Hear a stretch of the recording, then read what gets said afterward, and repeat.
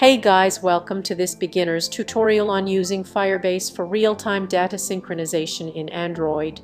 Firebase is a mobile and web application development platform that provides tools and infrastructure for building apps fast.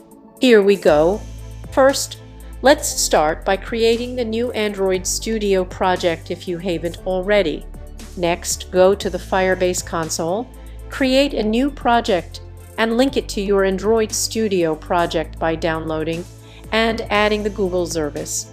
Assign file to the app folder of your project. Once you've done that, you can start working with Firebase in your Android app.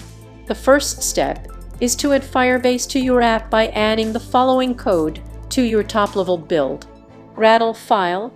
Next, add the following dependency to your app's build. Rattle file. Now that we have added Firebase to our app's build, rattle file, it's time to use it. Let's create a simple app that can read data from the Firebase database in real time. Add this code to your main activity class.